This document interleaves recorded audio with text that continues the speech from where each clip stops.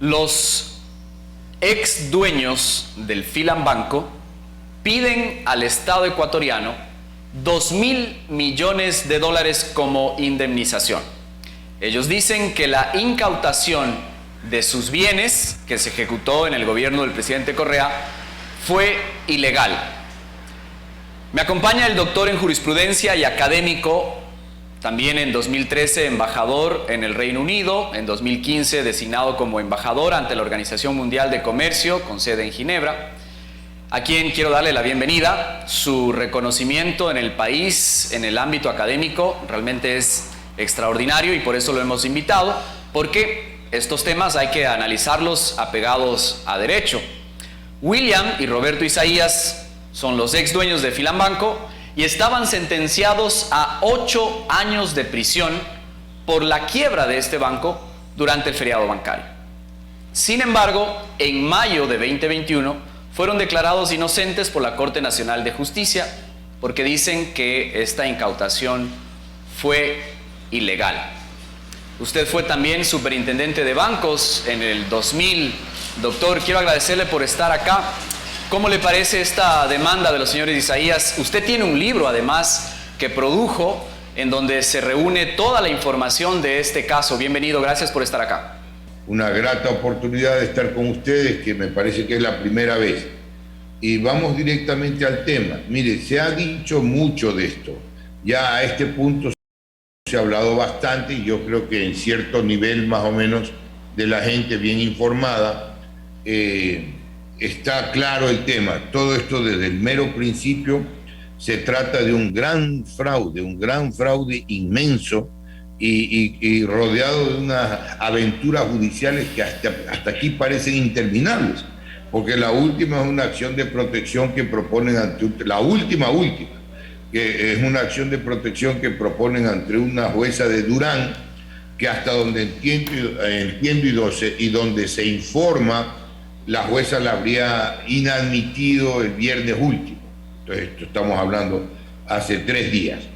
Miren, todo el tema empieza con que el banco Filambanco llegó a un estado de quiebra. Para salirse de eso y tratar de superar la quiebra, obtuvo unos préstamos que a esas épocas se llamaban de liquidez del Banco Central del Ecuador, préstamos que son de liquidez para suplir las corridas, lo que, como el nombre lo dice, la falta de liquidez, la falta de dinero en efectivo para devolver a sus depositantes.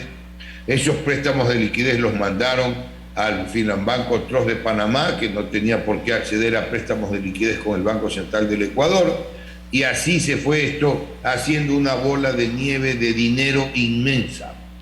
Entonces después se creó, todo está aprobado, usted bien ha señalado que hay un libro, aquí está el libro mío, que son 2 tomos de este libro, documentos del caso Filambanco. Podría explicarle, pero nos llevaría mucho tiempo explicarle inclusive la portada. Y pasado, le digo, pues se creó la ley de la AGD específicamente para que asuma la quiebra de Filambanco. Eso está en la revista Vistazo de diciembre del año 98, cuando se acababa de dictar la ley de la AGD. Aquí está la portada de esa revista Vistazo. Adentro están las fotos de las páginas, un salvataje millonario, porque fue la plata que le sacaron a la AGD una vez creada. Y aquí es interesante para tratar de hacer una secuencia. Aquí está la foto de Roberto Isaías, William Isaías y Juan Franco, que eran los que manejaban el banco, y para tratar de hacerle, le decía, una parte más abreviada. Cuando pasó, todo fue a día seguido.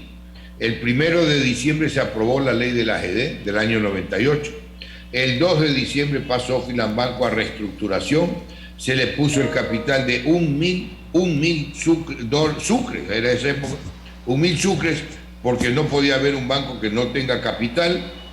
Y al tercer día, todo al día siguiente, el 3 de diciembre, le dieron el primer préstamo, la AGD, al banco de 140 millones de dólares. Después de 28 días le dieron 100 más, después 176 más, etcétera, y se fue haciendo una bola de nieve inmensa. Como en la reestructuración del banco se había ordenado que se determinen las pérdidas, cosa que no se hacía hasta que yo fui superintendente de bancos. Yo di una instrucción categórica que se contrate, no dije a quién, sino que se contrate una compañía auditora para que determine las pérdidas, y después de 2 o 3 intentos creo que consiguieron contactar con la compañía Deloitte & Touch, una compañía de auditores muy conocida, una compañía internacional, y esa compañía determinó 654 millones de dólares en pérdidas. Pero eso era solo pérdidas, señor García. No es que era todas las obligaciones ni todo lo que debía el banco. El banco debía un montón de dinero, le estoy hablando de cientos de millones. Hay un registro de una acta de directorio que llaman por teléfono a pedir que les manden 100 millones de dólares más, porque con eso pagaban el dinero a los depositantes, con eso pagaban las obligaciones del banco, etcétera, etcétera. Entonces todo eso también tenía que ser devuelto. Solo eso es más de 2.000 millones de dólares. Por eso yo digo que las pérdidas, lo que deben responder es de 3.000 a 5.000 millones de dólares. Hay que afinar bien las cifras, descontar los bienes incautados, etcétera. Entonces se hizo, repito, una bola de nieve de dinero, valga ser el parangón, y había que sumar los préstamos vinculados. ¿Qué son los préstamos vinculados? Así se los llama. Son los préstamos que se hicieron a sí mismos, son los préstamos que se los hicieron a sus empresas. Pero llegó el nivel de descaro tan alto, tan profundo, que cualquier pelagato se daría cuenta de esto, pero hay por ahí unos 4, 5, 10 pelagatos que los solapan, nunca han dicho una palabra y permanentemente lo solapan. Eso será materia de otro comentario. Y entonces se llegó Isaías llegó hasta el extremo de cobrar indemnización laboral. Y ellos, por los préstamos vinculados, los préstamos a sus empresas, debían más de 200 millones de dólares. Entonces es una suma de millones de dólares que las dan por inexistentes, hasta que llega la constituyente. Esto lo voy a explicar porque también esto sí es interesante. Y en la constituyente se expide unos mandatos, creo que fueron 16 mandatos, pero el mandato 13 de la constituyente, que es el que usaron y es el que alegaron para ir al Comité Interamericano de Derechos, perdón, no Interamericano, al Comité de Derechos Humanos de la ONU, entonces para obtener una supuesta orden de indemnización. Y el comité claramente, antes de llegar a lo que dice, el comité tiene definido que no es tribunal, que no dicta sentencias, que emite dictámenes, y que esos dictámenes no son obligatorios ni mandatorios. Entonces, esto es así, señor García, así de claro y así de sencillo. Y eso acá se vino con la historia del fraude, de que el Tribunal del Mundo decía que le devuelvan los bienes, que el Tribunal del Mundo decían que eran inocentes, etc. El Tribunal del Mundo, que no es tal, sino un comité que emite dictámenes, avaló perfectamente, dijo que no tenía observaciones al juicio penal, en el que le dictaron el año pasado, usted ya lo anotó, un recurso de revisión absurdo, ilegal, improcedente, inconstitucional, etcétera, etcétera. Todos los que están presos en este país deberían interponer ese recurso de revisión. Y después, ese dictamen no dijo una palabra que le devuelva ningún bien a nadie. Solo dijo que se había limitado su derecho de defensa, porque en el mandato 13, que se lo voy a leer ahora mismo, en el mandato 13, que se lo expidió en la constituyente del año 2008, se lo expidió porque ya estaba hartos, como debería estar harto el país, de que todos los jueces ineptos y o corruptos estén al servicio de esta gente. Ahora bien, doctor, le voy a cortar ahí un poquito, La ley de ordenamiento, la ley de reordenamiento... Perdón un ratito, García. Señor García, corte, hagamos el corte que usted quiere, pero me deja terminar después con lo del mandato 13, que me falta muy poco, ¿ya? Siga, por favor. Sí, lo que quería es profundizar, porque como usted bien decía, es un tema que ya se lo ha debatido muchísimo. El artículo 29 de la Ley de Reordenamiento en materia económica en el área tributaria y financiera, más conocida como la Ley de la AGD, dice: la Agencia de Garantía de Depósitos, en aquellos casos en que los administradores hayan declarado patrimonios técnicos y reales, hayan alterado las cifras de sus balances o cobrado tasas de interés sobre interés, garantizarán con su patrimonio personal los depósitos de la institución financiera. Y la Agencia de Garantía de Depósitos podrá incautar aquellos bienes que son de público conocimiento de propiedad de estos accionistas y transferirlos a un fideicomiso en garantía mientras se prueba su real propiedad, en cuyo caso pasarán a ser recursos de la AGD y durante este proceso se dispondrá su prohibición de enajenar. La ley está clara, sin embargo los Isaías hablan de ilegalidad. ¿En dónde está el sustento realmente que usted logra ver de la defensa y en este caso del señor Noboa? Ese es el tema, pues ese es el tema, y ya voy a ver eso inmediatamente, señor García, pero usted me ha exonerado y efectivamente esa ley se la conoce como la ley de la AGD, pero era la de reestructuración en materia tributario-financiera. Sí. Y por eso voy a explicar también el mandato 13, porque es toda una farsa. Pero esto, ¿qué es lo que ocurre? Invocan documentos alegando textos que los documentos no los tienen. Ese artículo 29, que fue reforma, que usted lo acaba de leer con una claridad perfecta, ese fue la base legal para la incautación. Y entonces, ¿qué es lo que ocurre? Que esto es importante que usted también lo tenga claro y lo transmita a su audiencia. Que el Estado no se defiende, que el Estado nunca se ha defendido, que los tomaron presos en Miami para deportarlos y ahí fue que sacaron el recurso de revisión para decir que en Ecuador no tenían una sentencia ejecutoriada después de 12 años que estuvo ejecutoriada y obtener que no los deporten en Ecuador. ¿Y quién defendió al Estado? Nadie. Sabe que no había ni siquiera un consejero, un mensajero para que con una grabadora registre lo que ocurría en las audiencias. Y entonces esa fue la base, el 29 reformado de la ley de la AGD para la incautación. Y eso debería alegarlo algún abogado de la Procuraduría. ¿Cuándo la Procuraduría ha ganado un juicio en el exterior? Entonces, el Estado, bien que lo anota porque es muy oportuno para destacar que no tiene quien lo defienda, por un lado. Y por otro lado, como le he dicho, el juez que se les pone por delante, a ese juez lo arregla.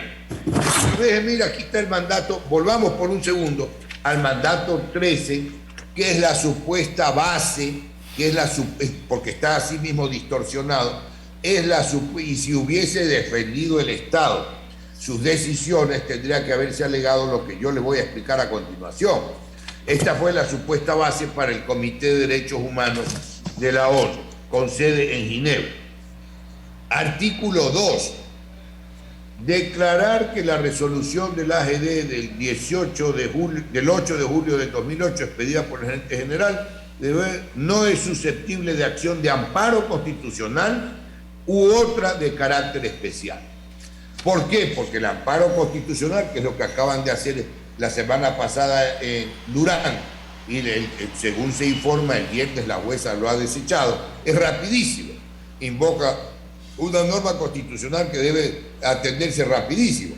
Entonces, eso es lo que dice el mandato 13, pero podían haber ejercido otras acciones ordinarias, acciones comunes. Lo que el mandato 13 prohibió fue acciones constitucionales de amparo u otra de carácter especial. El derecho a la defensa no se les violó, y entonces eso dicen con un desenfado impresionante, con un cinismo, diría yo, más preciso, impresionante, y vienen y demandan con base en esto y el recurso de revisión, que le ha costado insignificancia al lado de lo que pretenden sacarle una vez más al Estado. Casi sabe el señor García lo único que falta de esta gente para sacarle al Estado ecuatoriano.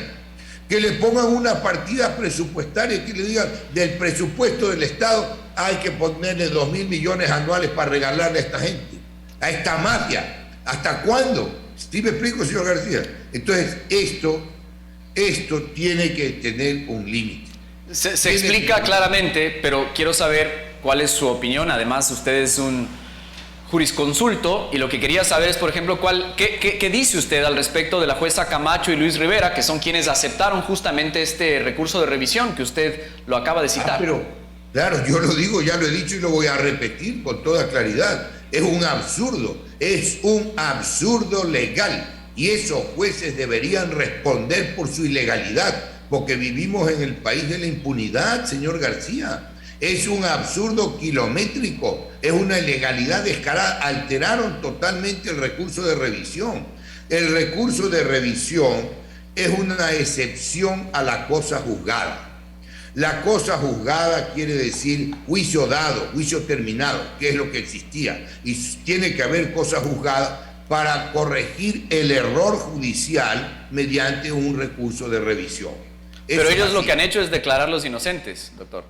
¿Cómo van a declarar inocentes con base a una prueba que hicieron, a unos peritos que contrataron sin que otra vez nadie defienda al Estado, para que alteren los informes de lo que se había resuelto 12 años antes, de lo que se había resuelto en un juicio iniciado por los años 2000?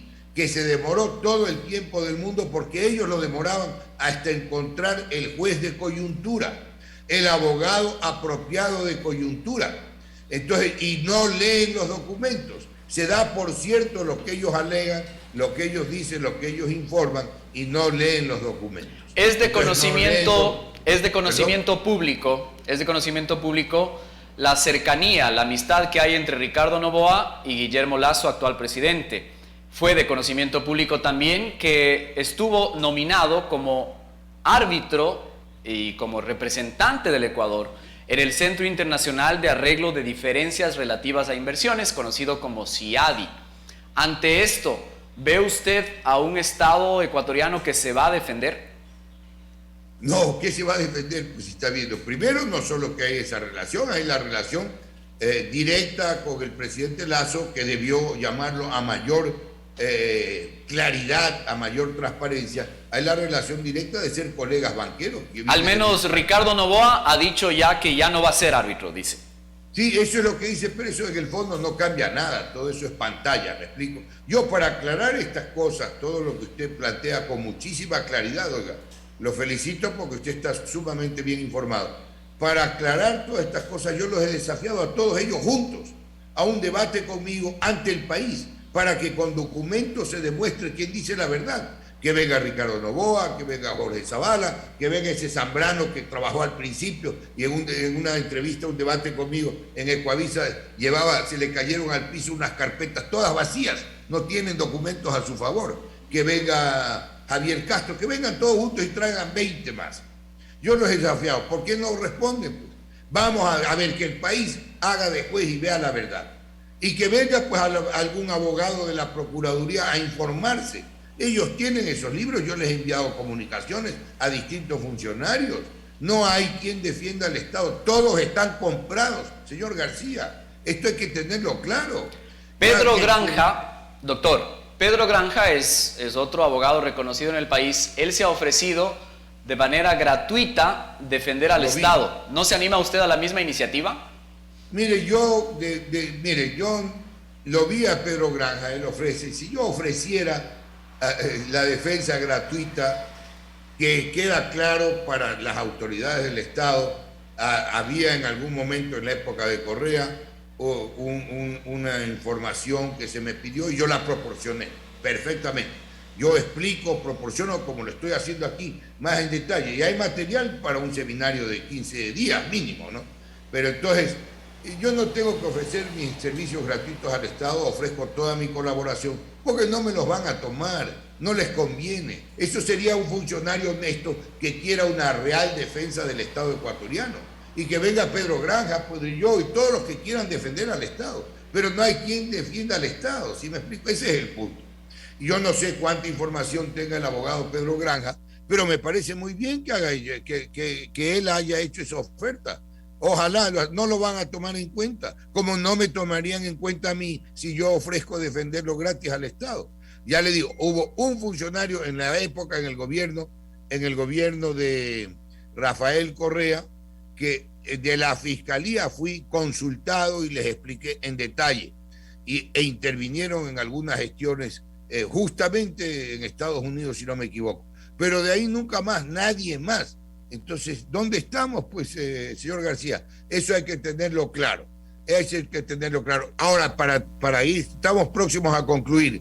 Se me va a terminar el tiempo. No quiero dejar pasar por alto. Usted ha dicho que Fernando Villavicencio es un asalariado de los hermanos Isaías. Eso es lo que usted literalmente ha expresado públicamente. ¿Cuál es la relación de él con los hermanos Isaías? ¿Por qué dice esto? Villavicencio es un investigador, ¿verdad? Qué cosa curiosa, qué investigador. ¿Ha mencionado alguna vez el caso Isaías? ¿Ha mencionado alguna vez lo que se llevaron los Isaías? ¿Ha mencionado alguna vez lo de Filambanco? ¿Ah? Anda investigando a Raimundo y todo el mundo. Y qué raro que nunca de una palabra de Isaías. Qué raro que nunca una palabra investigó qué pasó con los créditos de liquidez, qué pasó con los créditos que le dio la AGD. ¿No le parece a usted más evidente y sospechoso? Ya, pues ya más claridad que eso no hay. Además de que Villavicencio cobra por hablar y cobra por callar, pues lo sabe todo el mundo que ha sido víctima de sus chantajes. Es un chantajista descarado. Aquí no tenemos el tiempo para ir a más pruebas.